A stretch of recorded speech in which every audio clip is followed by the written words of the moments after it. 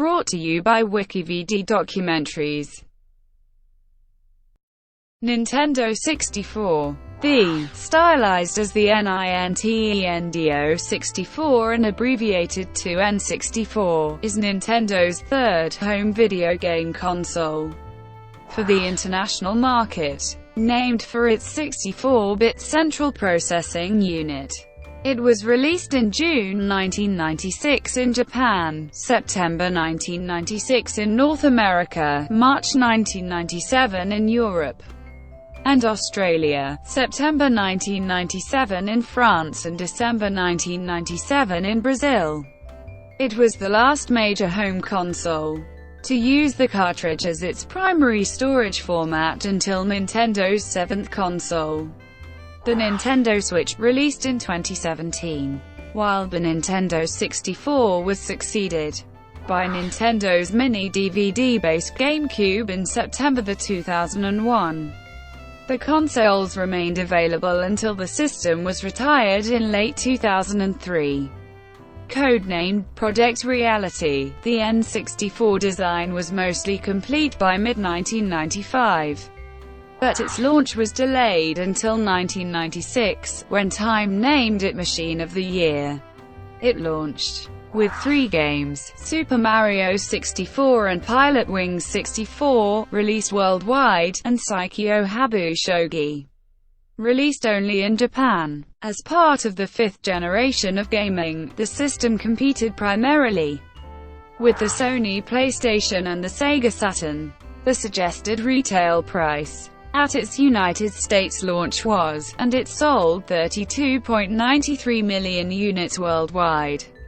The console was released in a range of colors and designs over its lifetime. In 2015, IGN named it the 9th greatest video game console of all time. As of 2016, the system remains a popular retro console in North America. Development. At the beginning of the 1990s, Nintendo led the video game industry with its Nintendo Entertainment System. Although the NES follow-up console, the Super NES, was successful, sales took a hit from the Japanese recession. Competition from longtime rival Sega, and relative newcomer Sony, emphasized Nintendo's need to develop a successor for the SNES, or risk losing market dominance to its competitors. Further complicating matters, Nintendo also faced a backlash from third-party developers unhappy with Nintendo's strict licensing policies. Silicon Graphics, Inc., a longtime leader in graphics visualization and supercomputing, was interested in expanding its business by adapting its technology into the higher volume realm of consumer products, starting with the video game market. Based upon its MIPS 4000 family of supercomputing and workstation CPUs, SGI developed a CPU requiring a fraction of the resources, consuming only 0.5 watts of power, instead of 1.5 to 2 watts, with an estimated target price of instead of -200. The company created a design proposal for a video game system, seeking an already well-established partner in that market. James H. Clark, founder of SGI, initially offered the proposal to Tom Kalinske, who was the CEO of Sega of America. The next candidate was Nintendo.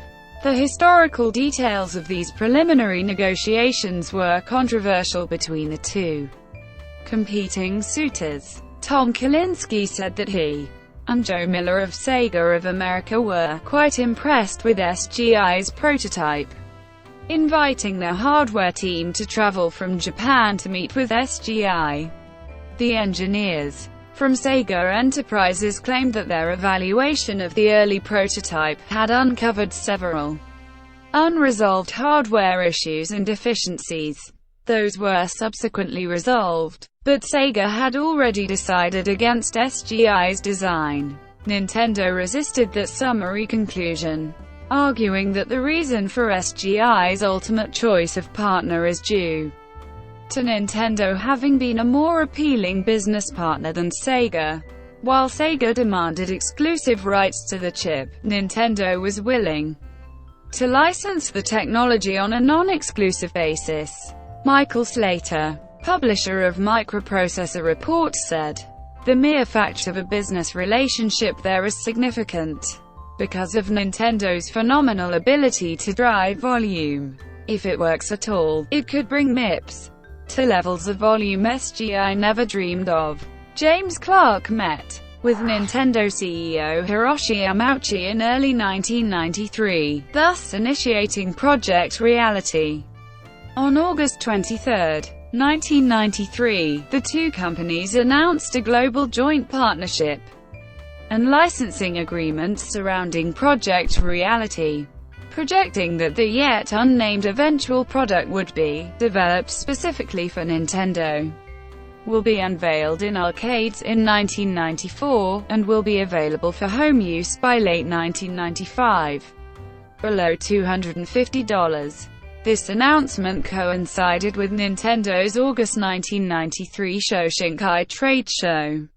As with most of the computing industry, Nintendo had limited experience with 3D graphics, and worked with several outside companies to develop the technology comprising the console.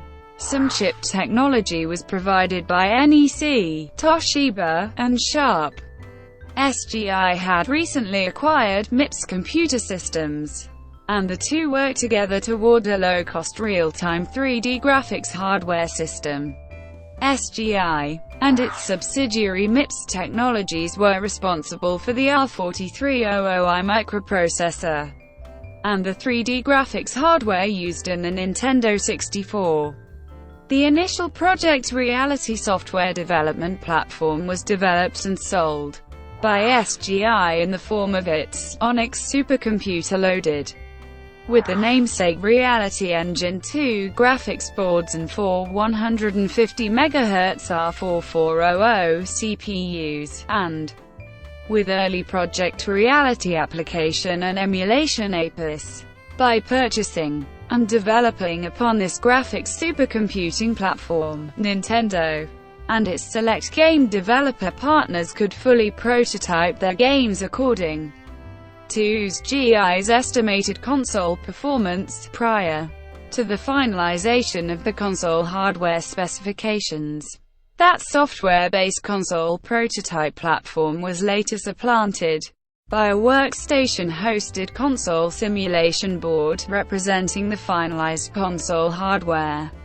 SGI's performance estimates based upon the Reality Engine supercomputing platform were ultimately reported to be fairly accurate to the final consumer console product. The console's design was publicly revealed for the first time in late Q2 1994. Images of the console displayed the Nintendo Ultra 64 logo, a ROM cartridge, but no controller. This prototype console's form factor would be retained by the product when it eventually launched, having initially indicated the possibility of utilizing the increasingly popular CD-ROM if the medium's endemic performance problems were solved. The company now announced a much faster but space-limited cartridge-based system, which prompted open analysis by the gaming press. The system was frequently marketed as the world's first 64-bit gaming system, often stating the console was more powerful than the first moon landing computers. Atari had already claimed to have made the first 64-bit game console with their Atari Jaguar, but the Jaguar only uses a general 64-bit architecture in conjunction with two 32-bit RISC processors and a 16/32-bit Motorola 68000.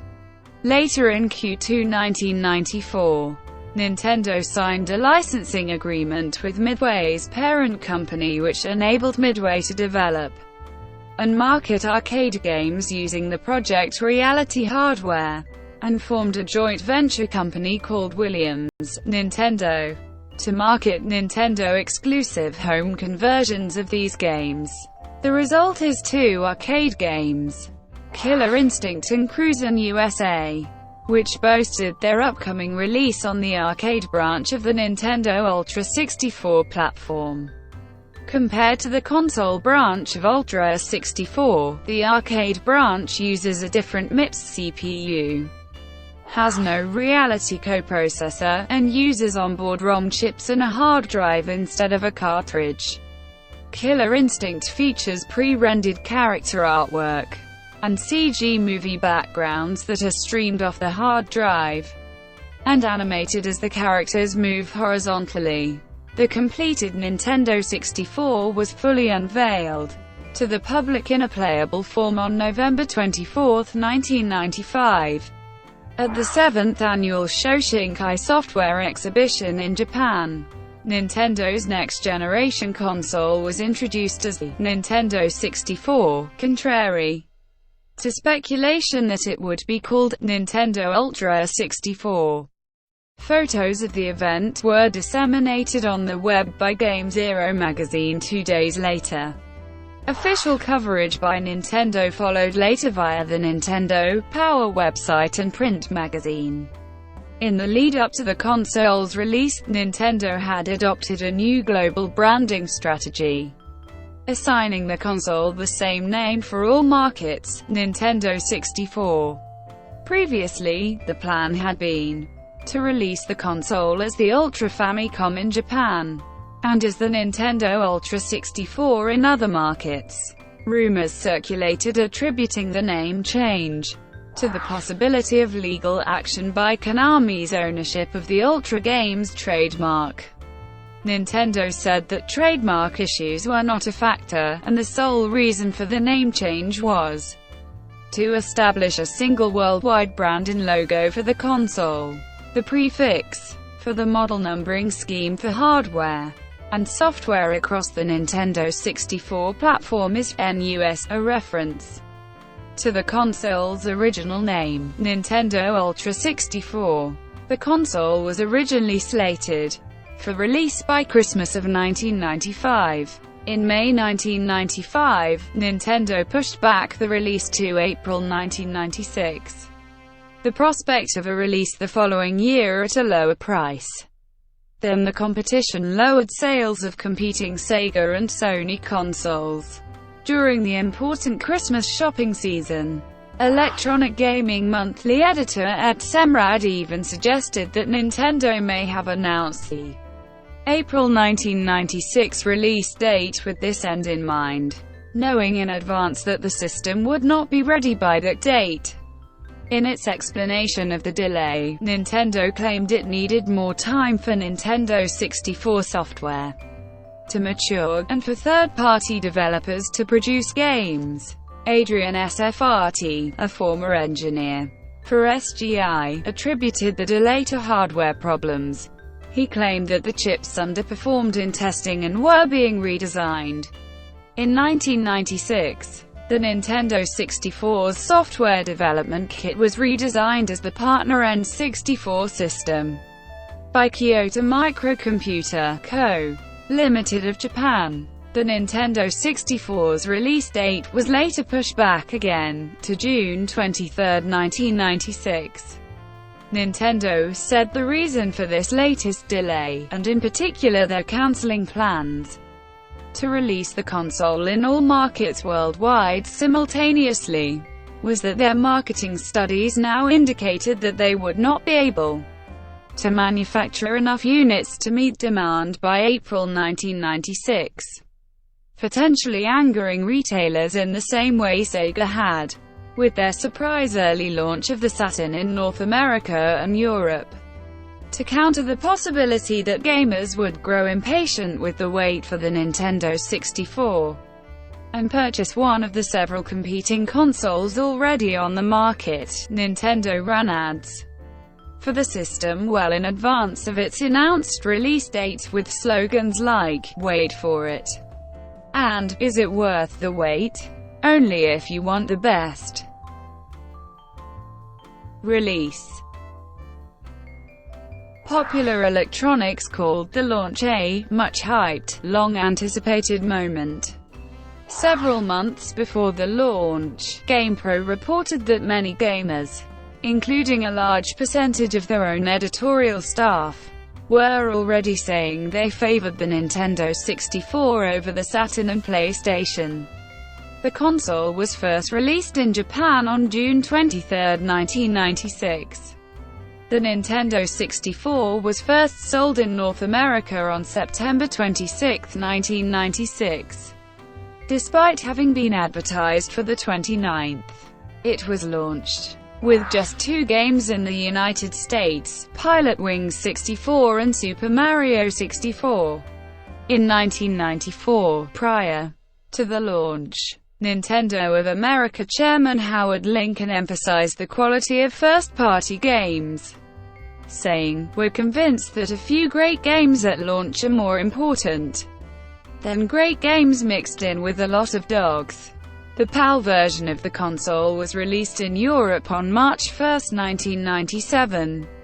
According to Nintendo of America representatives, Nintendo had been planning a simultaneous launch in Japan, North America, and Europe, but market studies indicated that worldwide demand for the system far exceeded the number of units they could have ready by launch, potentially leading to consumer and retailer frustration. Originally intended to be priced at, the console was ultimately launched at to make it competitive with Sony and Sega offerings, as both the Saturn and PlayStation had been lowered to $199.99 earlier that summer. Nintendo priced the console as an impulse purchase, a strategy from the toy industry. The price of the console in the United States was further reduced in August 1998. Promotion. To boost sales during the slow post-Christmas season, Nintendo and General Mills worked together on a promotional campaign that appeared in early 1999. The advertisement by Saatchi & Saatchi, New York, began on January 25 and encouraged children to buy fruit by the foot snacks for tips to help them with their Nintendo 64 games.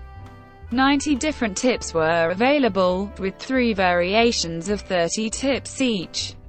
Nintendo advertised its Fantastic series of peripherals with a $10 million print and television campaign from February 28 to April 30, 2000. Leo Burnett, Chicago, was in charge. Critical reception. The Nintendo 64 received generally positive reviews from critics. Reviewers praised the console's advanced 3D graphics and gameplay, while criticizing the lack of games. On G4's filter, the Nintendo 64 was voted up to number 1 by registered users. In February 1996, Next Generation magazine called the Nintendo Ultra 64 the best-kept secret in video games and the world's most powerful game machine. It called the system's November 24, 1995 unveiling at Shoshinkai, the most anticipated video gaming event of the 1990s, possibly of all time. Previewing the Nintendo 64 shortly prior to its launch, Time magazine praised the realistic movement and gameplay provided by the combination of fast graphics processing, pressure-sensitive controller, and the Super Mario 64 game. The review praised the fastest, smoothest game action yet attainable via joystick at the service of equally virtuoso motion, where, for once, the movement on the screen feels real. At launch, the Los Angeles Times called the system, quite simply, the fastest, most graceful game machine on the market. Its form factor was described as small, light, and built for heavy play by kids, unlike the relatively fragile Sega Saturn, showing concern for a major console product launched during a sharp, several-year-long decline in the game console market. The review said that the long-delayed Nintendo 64 was worth the wait in the company's pursuit of quality. Nintendo's penchant for perfection in game quality control was praised, though, with concerns about having only 2 launch titles at retail and 12 expected by Christmas. Describing the quality control incentives associated with cartridge-based development, The Times cited Nintendo's position that cartridge game developers tend to place a premium on substance over flash, and noted that the launched titles lack poorly acted live-action sequences or half-baked musical overtures, which it says tend to be found on CD-ROM games.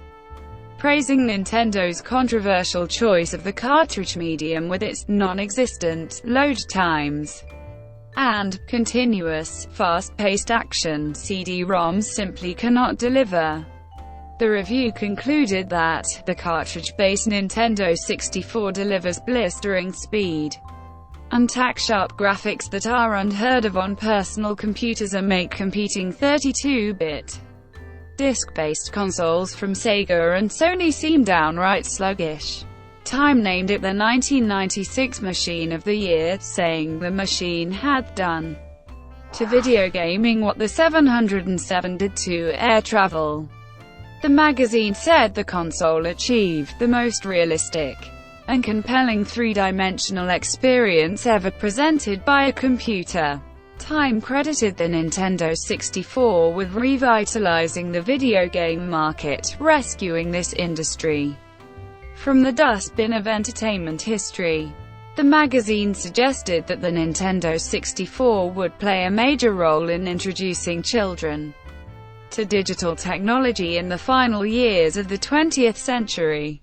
The article concluded by saying the console had already provided the first glimpse of a future where immensely powerful computing will be as common and easy to use as our televisions. Popular Electronics complimented the system's hardware, calling its specifications quite impressive. It found the controller comfortable to hold and the controls to be accurate and responsive.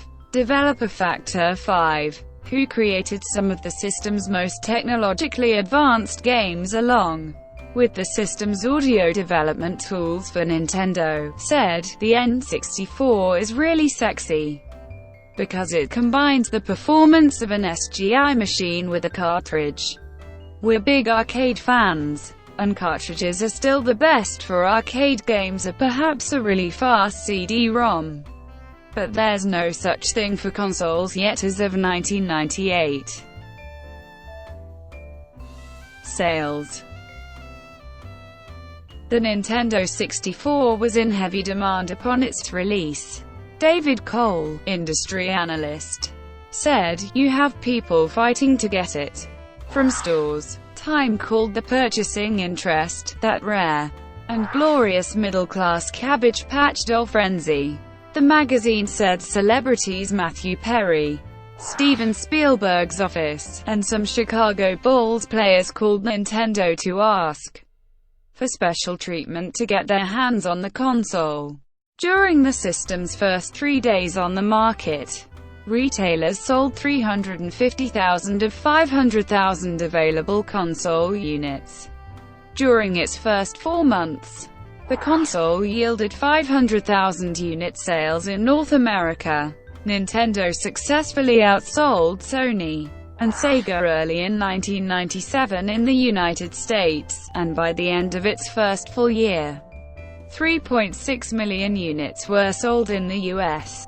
Business Wire reported that the Nintendo 64 was responsible for Nintendo's sales having increased by 156% by 1997.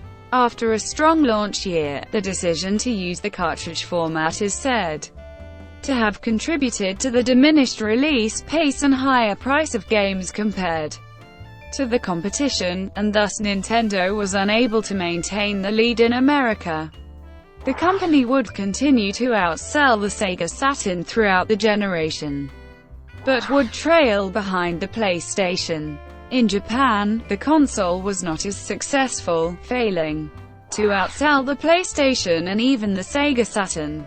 Benimaru Ito, a developer for Earthbound 64, and friend of Shigeru Miyamoto, speculated in 1997 that the Nintendo 64's lower popularity in Japan was due to the lack of role-playing video games. Nintendo reported that the system's vintage hardware and software sales had ceased by 2004, 3 years after the GameCube's launch. As of December 31, 2009, the Nintendo 64 had yielded a lifetime total of 5.54 million system units sold in Japan, 20.63 million in the Americas, and 6.75 million in other regions, for a total of 32.93 million units. Legacy. The Nintendo 64 remains one of the most recognized video game systems in history, and its games still have impact on the games industry.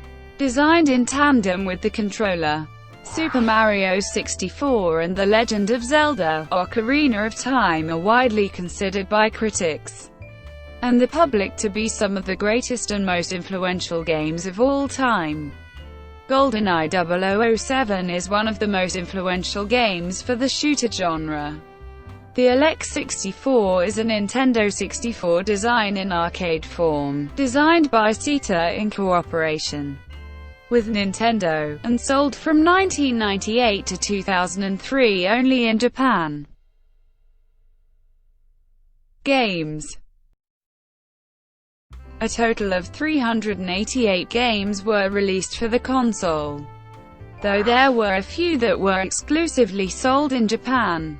For comparison, rivals PlayStation and the Sega Saturn received around 1,100 games and 600 games respectively, while previous Nintendo consoles such as the NES and SNES had 768 and 725 games released in the United States.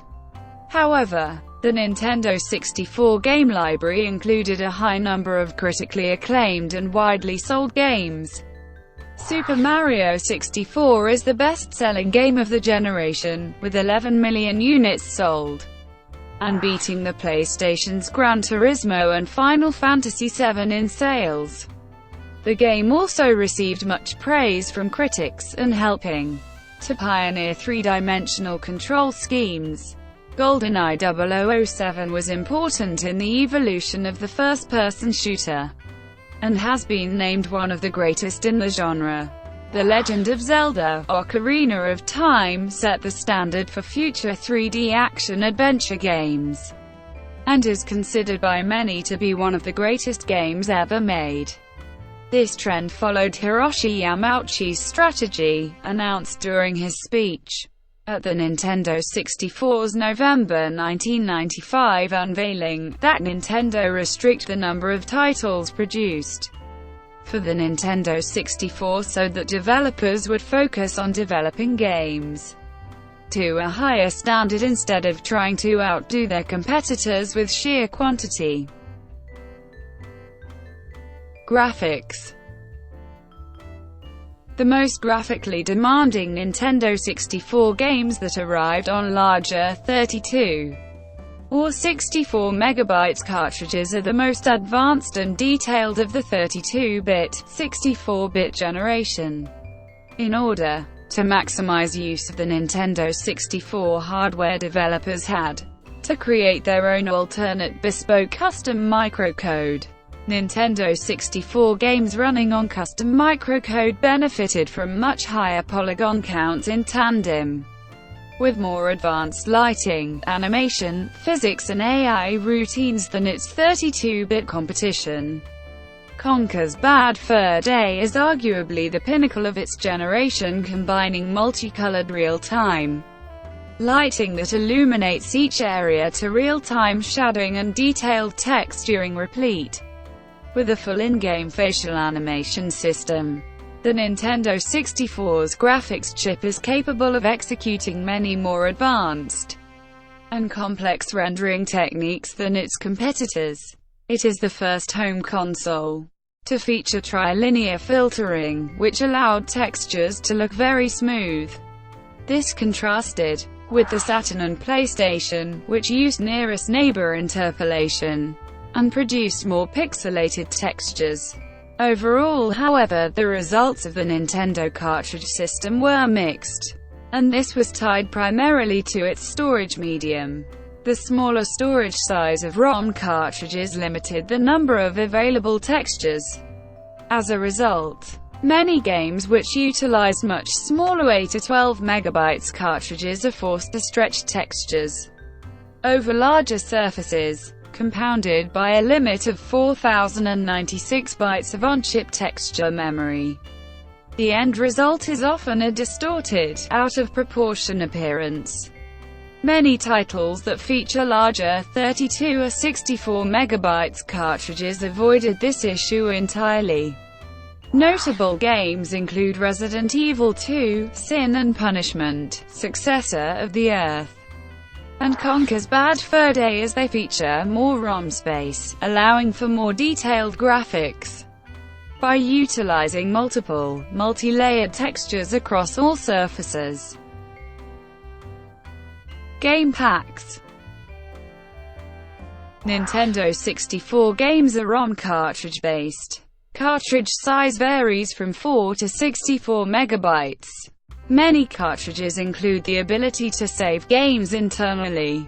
Nintendo cited several advantages for making the Nintendo 64 cartridge-based. Primarily cited was the ROM cartridge's very fast load times in comparison to disc-based games.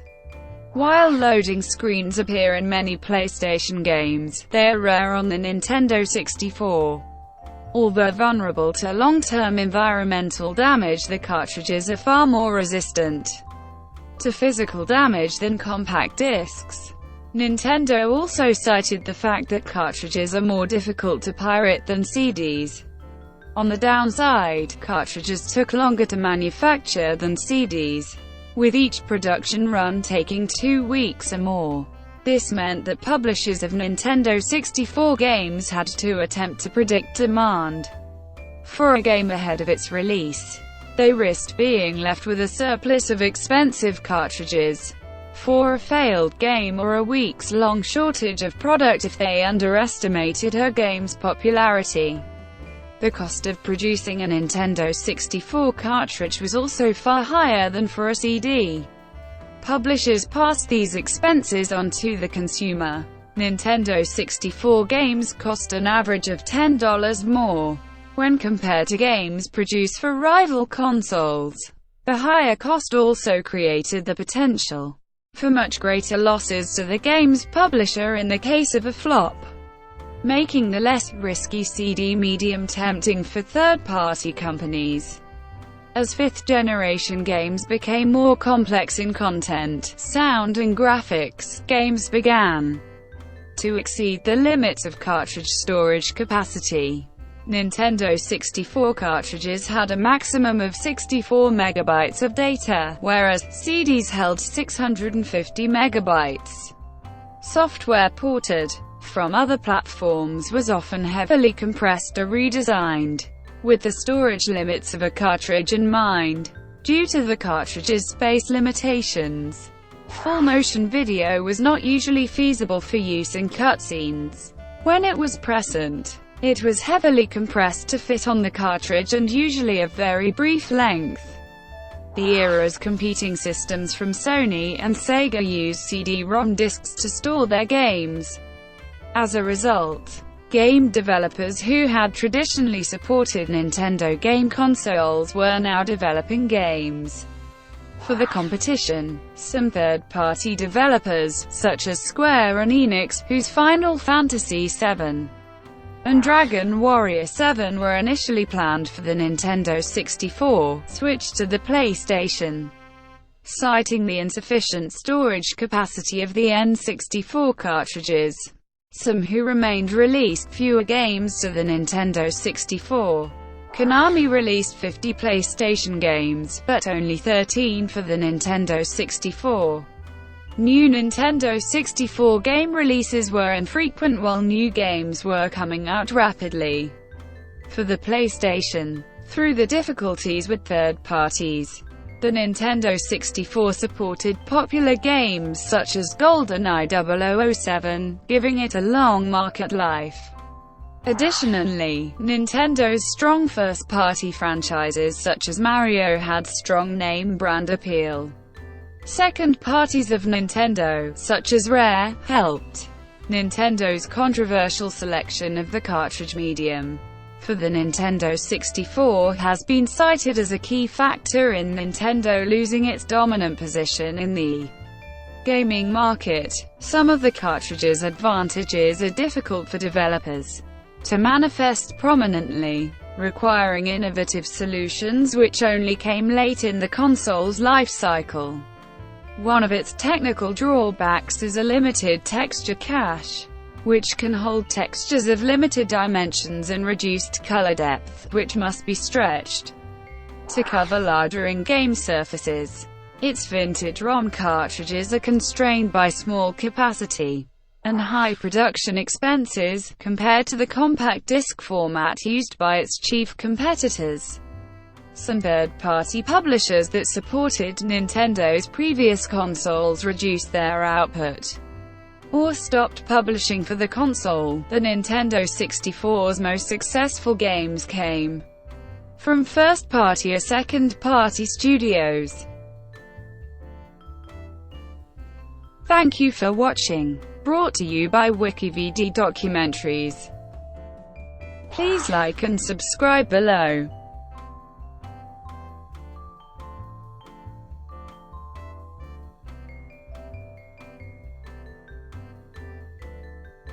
Please like and subscribe below.